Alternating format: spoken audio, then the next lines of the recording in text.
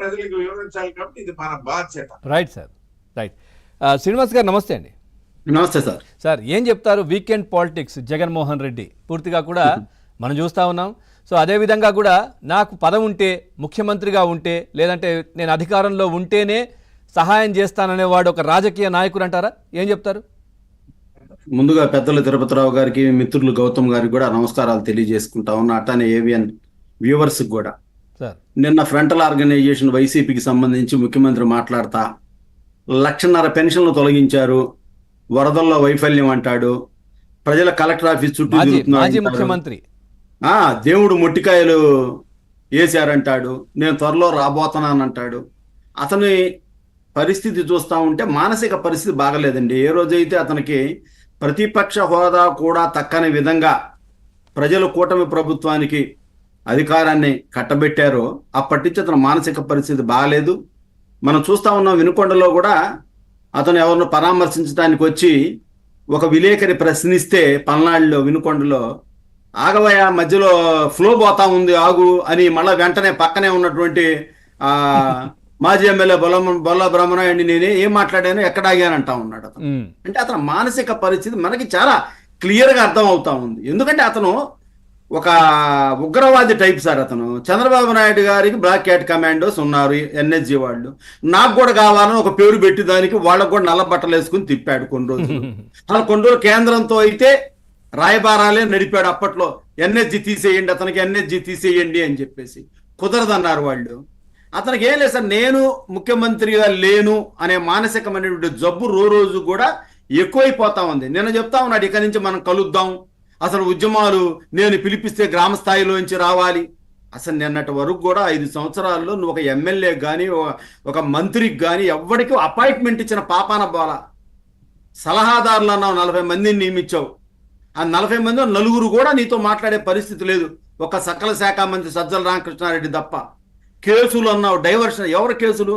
ఈ నువ్వు పరిపాలించినటువంటి, మేము పరిపాలించినటువంటి 4 నెలల్లో చూస్తే బ్రహ్మాండంగా ఉంది. తిరుపతిరావు గారు, గౌతమ్ గారు చెప్పినట్టు.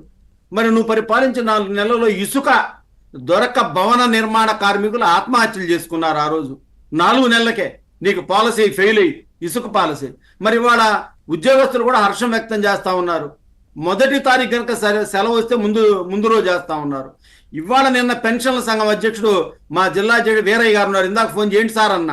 సార్ ఇవాళ కూడా మొత్తం సామాజిక పెన్షన్లతో సహా మొత్తం అన్ని పెన్షన్లు పడిపోయినాయి సార్ అన్నాడు. గతంలో ఉద్యోగ సంఘ నాయకులు టీఏలు డిఏలు సీఎం పేషి చుట్టూ తిరిగినా కూడా కనీసం పచ్చిక బయట తిప్పి అవమానపరిచి పంపించారు. ఇవాళ ఈ కూటమి ప్రభుత్వంలో అటువంటి పరిస్థితి లేదు. స్వయాన జనసేన అధ్యక్షుడు పవన్ కళ్యాణ్ గారు చెప్పాడు, ప్రతి నెల 1వ తారీఖు ఇంత రాష్ట్ర ఆర్థిక పరిస్థితులు కుదేలైనా కూడా 1వ తారీఖున పెన్షన్లు జీతాలు ఇచ్చే పరిస్థితి చూస్తే చంద్రబాబు నాయుడు గారి సత్తా ఏంటో నేను తెలుసుకున్నానని చెప్పి అన్నారు. అలానే కేంద్ర ప్రభుత్వ సహకారం, ముఖ్యంగా మోడీ గారు ఏమి జరిగినా కేంద్రంలో చంద్రబాబు నాయుడు గారిని ఆహ్వానించటం, ఆయన చెప్పే సలహాలకు కూడా పెద్దపీట వేయటం, ఇవన్నీ చూసి జగన్మోహన్ రెడ్డి తట్టుకోలేకపోతా ఉన్నాడు. ఆయన మనస్తత్వం ఏంటంటే, నేను లండన్ వెళ్ళాలి, మా కూతుళ్ళు పుట్టినరోజు అన్నాడు. వెరీ గుడ్, మంచిదే, పిల్లల పుట్టినరోజు వెళ్ళాల్సిందే. కోర్టు ఏదో అడ్డం పడింది, పాస్పోర్ట్ అన్నాడు. ఎస్, నువ్వు వచ్చి కోర్టుకు వచ్చి సంతకం పెట్టి అది షూరిటీస్ పూర్తి చేసి నువ్వు వెళ్ళమన్నారు. కోర్టుకు వచ్చి షూరిటీస్ పెట్టాల్సి వచ్చిద్దని చెప్పేసి అతను లండన్ బాటం మానుకున్నాడు. అతని మనస్తత్వం ఏంటి? నీకు సిగ్గా? నువ్వు నొటేరియస్ క్రిమినల్. ఎందుకంత భయం కోర్టుకు? రమ్మనేది ప్రస్తుతం అయితే పాస్పోర్ట్ గురించి రమ్మన్నారు, వెళ్ళి అటెండ్ అవుతే ఎందుకు భయం? కోర్టు అంటే ఎందుకంత భయం అతనికి? ఇప్పుడు ఏమి లేదు సార్, నిన్న ఏదో సుప్రీంకోర్టు వ్యాఖ్యలు చేసింది, ఆ వ్యాఖ్యల్ని ముఖ్యమంత్రి చుట్టూ తిప్పి రాజీనామా చేయాలంటాడు.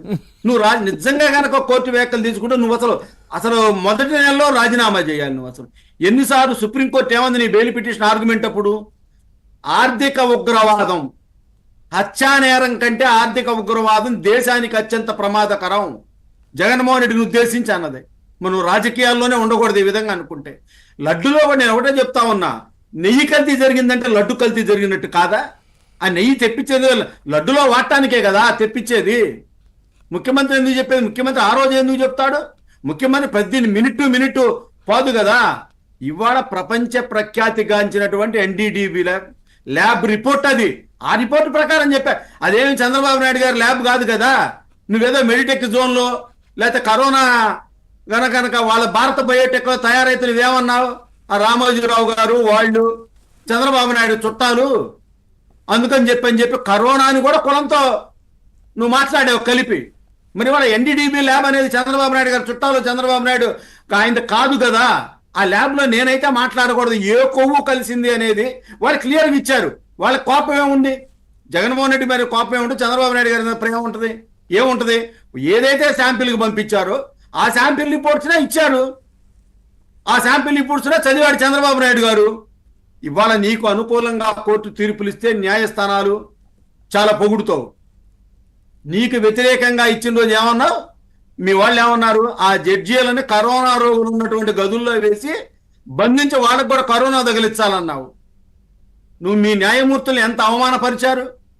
వాళ్ళందరూ కూడా సిబిఐ ఎంక్వైరీలో కేసులు అరెస్ట్ అయి ఉన్నారు.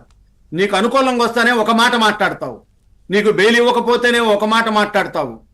ఈ సందర్భంగా ఒకటి చంద్రబాబు నాయుడు గారు వ్యతిరేకంగా వచ్చినా అనుకూలంగా వచ్చినా ఎట్లా వచ్చినా కూడా రాజ్యాంగ వ్యవస్థలను